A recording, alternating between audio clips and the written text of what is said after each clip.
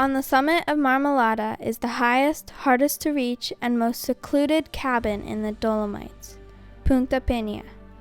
It's reached only by rock climbing, a very difficult via Ferrata up cliffs, or by helicopter. We wanted to challenge ourselves by attempting to climb to this inaccessible cabin and stay the night. I'm a little nervous because it's like the hardest thing I've ever done. Wishing we make it back in one piece safely and that my body can get us up and back.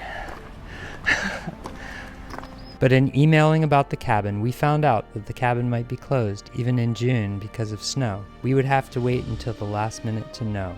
A few days before our reservation at Punta Pena, I emailed to see if the cabin was open. The response came in saying that the cabin was going to open on the day we planned to summit, so the trip was still a go. We weren't sure what to expect though. We're Lloyd and Selah, a father-daughter adventure team. For 1 month, we're traveling in a ridiculously swervy line from Venice to Paris. First, we rented our Via Ferrata gear. We're starting our hike now. We started at 4,757 feet. Going to take 2 days up, 1 day down. So far, it's very beautiful. We're taking a lot of videos and pictures of the flowers, which we'll show next.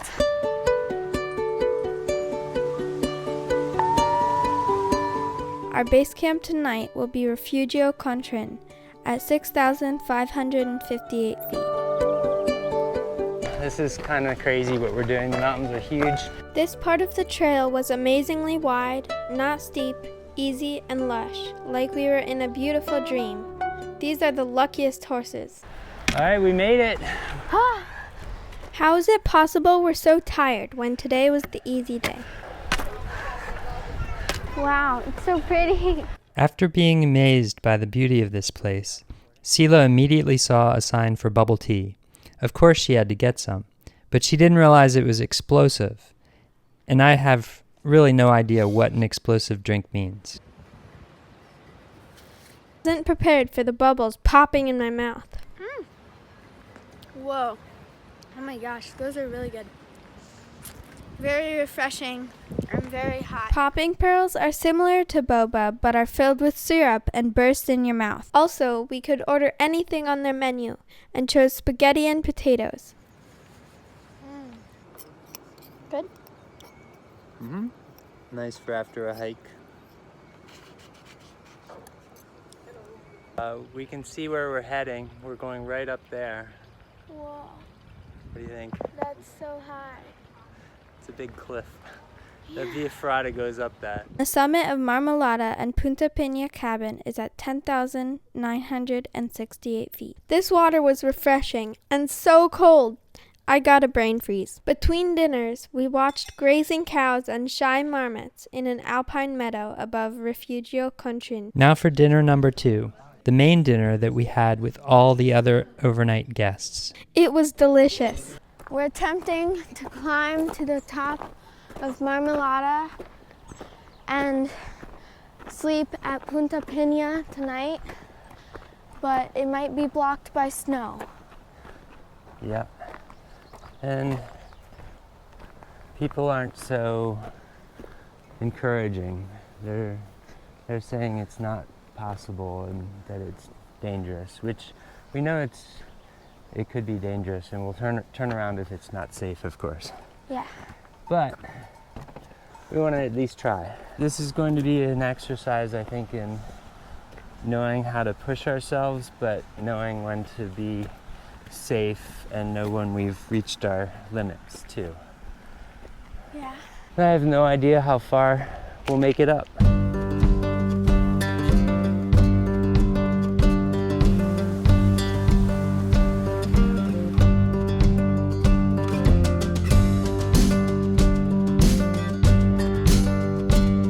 There's mountain goats right up there. They could be ibex, but we're far away, so it's hard to tell. They were grazing in the meadow far upslope. We used boulders as cover and walked carefully, so we didn't disturb them. They're going this way, and there's a rock there, and if we get behind it, and they're still coming that way, we might be able to get some good pictures of them and see them up closer.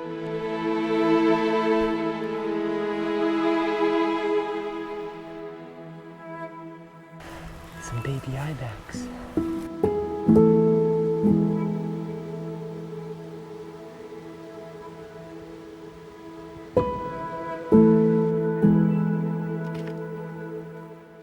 We're getting close to the Selah. That's the V, the pass.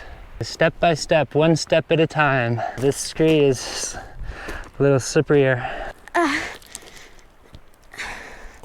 I can definitely feel the elevation more now. Yeah, me too. The trail had all but disappeared over the winter, which forced us to climb up the loose scree, snow, and ice. There are no footprints on this. We're the first people up here, it seems, for the spring. We're in the snow. Here it's icy right here, but I can kick under it.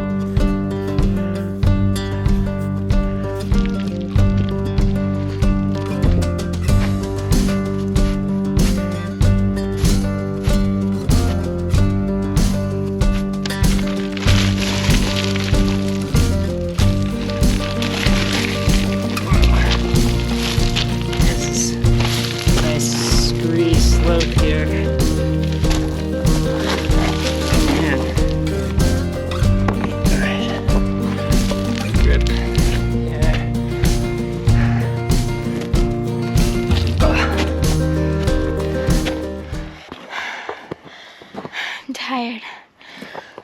Yeah, that took quite a lot of effort. As we ascended, the ice and snow became steeper and more difficult to navigate.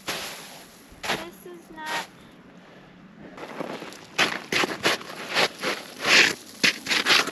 See that? Yeah.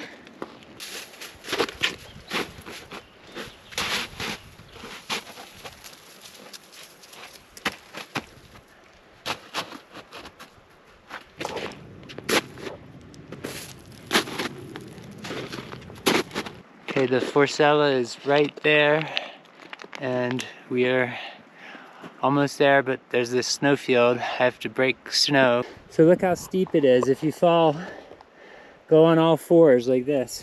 Grip into the snow. The only tracks in the snow were ours and those of one ibex.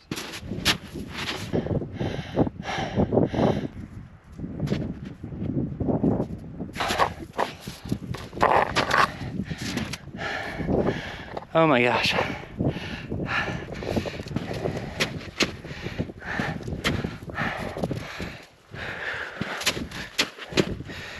I'm touching the Via Ferrata. Yeah.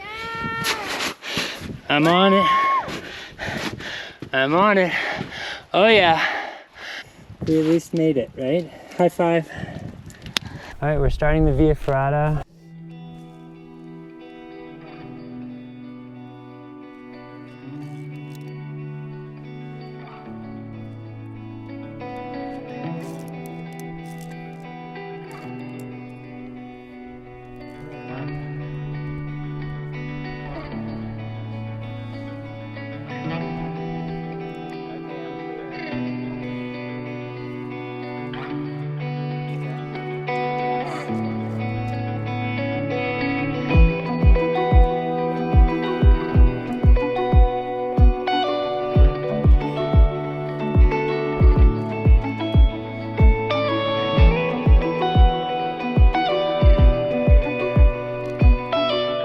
This is exhilarating.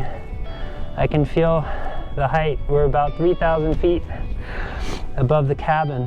Here's the old World War I Via Ferrata going down. This is a new one.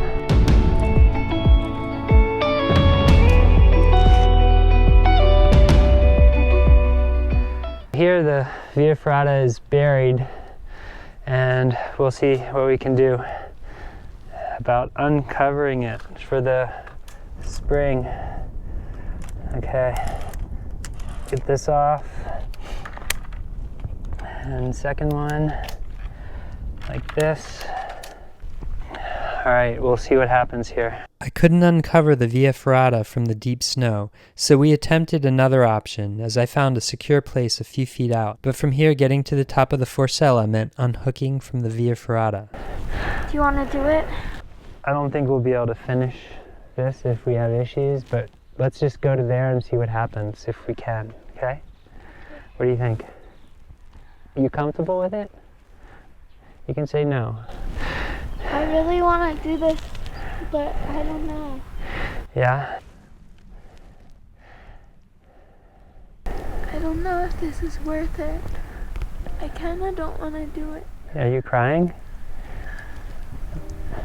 I can't You're a little scared. Yeah, let's not do it. I think it's not worth it. Yeah. Okay. It's really buried in snow, and if we keep going, we'd have to be unclipped from the Via Ferrata.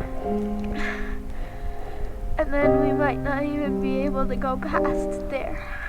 We gave up. I'm glad we did that. Yeah, why? I don't think it would have been safe to pass. Yeah, I think it would have only gotten more like that as we went higher.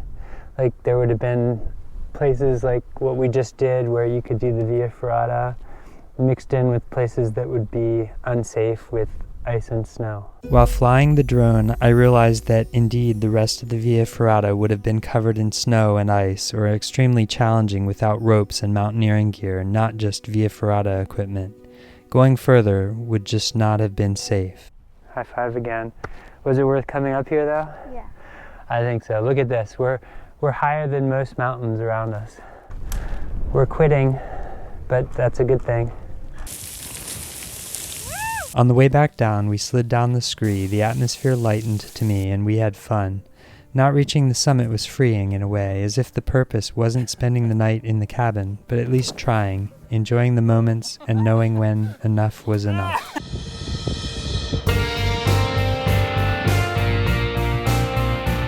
I'm glad as a dad I can support her, and we can do adventures like this, and we can do it safely while still having a challenge. We quit. It's kind of crazy, but that just happened. If we continued, the day would have been very strenuous, and we would have had to be unattached for longer than I would like. I'm really glad that we turned around, and I'm happy that we even made it to the limit of what we felt was safe at the time. It was nice to know that we quit and to be fine with that. I enjoyed the way down and felt complete. Like we made it to the extent that we were meant to and no farther. It would have been utterly breathtaking to reach the cabin, but I ended up feeling good about what we had done, not what we hadn't.